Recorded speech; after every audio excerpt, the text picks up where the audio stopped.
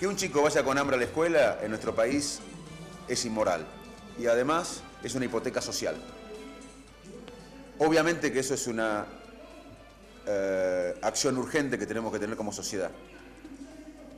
Que alguien viva en la pobreza también es inmoral y es una hipoteca social, porque hoy sabemos que aunque un gobierno o varios gobiernos hagan crecer la economía y tengamos un crecimiento económico, si no invertimos en estimular los recursos cognitivos, emocionales y sociales de una persona, la persona va a ser difícil que salga de la pobreza.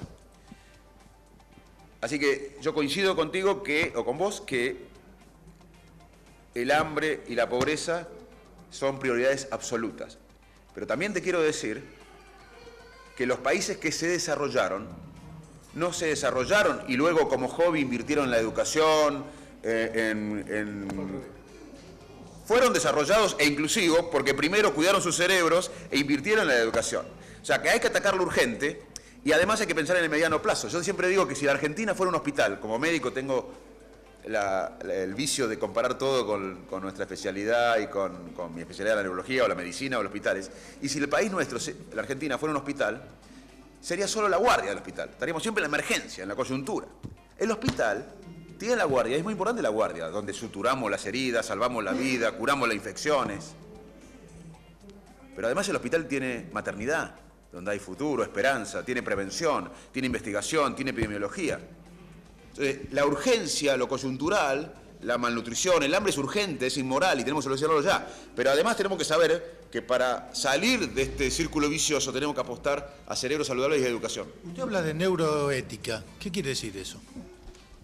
Bueno, hay un área nueva, yo no es que hablo, hay un área nueva en el mundo de la neuroética porque...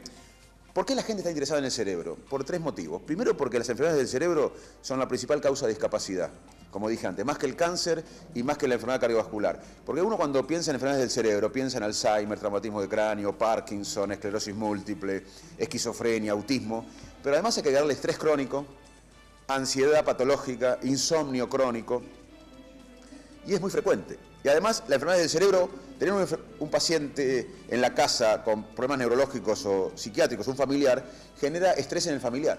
O sea que los familiares son los otros enfermos.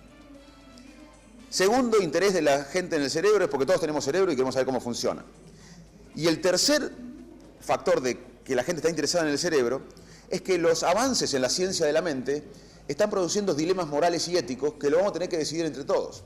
Los avances científicos que se hacen para ayudar a las personas, por ejemplo, leer ciertos pensamientos. Hoy con electrodos y con tecnología se pueden leer ciertos pensamientos. Eso puede ayudar a alguien que está paralizado por una enfermedad a movilizar vía un robot,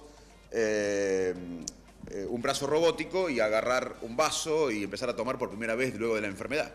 Pero también leer los pensamientos con tecnología puede implicar que las guerras del futuro sean hackeando la mente del enemigo. Entonces, ¿qué hacemos con esos avances en el estudio de la mente que generan dilemas morales y éticos que no lo podemos resolver nosotros, los neurocientíficos?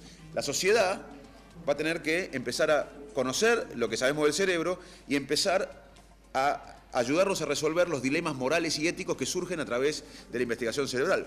Por ejemplo, hoy sabemos que los testigos en los juicios tienen una memoria muy poco precisa. En Estados Unidos hizo un estudio de 297 casos de personas que estaban presas, fueron condenadas, estaban presas por homicidios. O sea, habían sido condenadas por matar a alguien y estaban presas por eso. Con los años hubo material en la escena del crimen de genético, ADN. Y se dieron cuenta que ninguno de los que estaban presos y habían sido condenados habían cometido el crimen, habían sido otros. Los liberaron. Pero fueron a ver por qué los metieron presos, por testigos que decían, ¿fue ella o fue él? Y hoy sabemos de la ciencia de la mente que la memoria humana no es el hecho que vivimos, es la última vez que lo recordamos, porque cada vez que contamos algo lo vamos transformando. Entonces, ¿qué hacemos con estos datos? Vamos a tener que decidir si la memoria de los testigos sirve o no. Esos son claramente dilemas que salen de la ciencia que la sociedad va a tener que discutir. Eso se llama neuroética.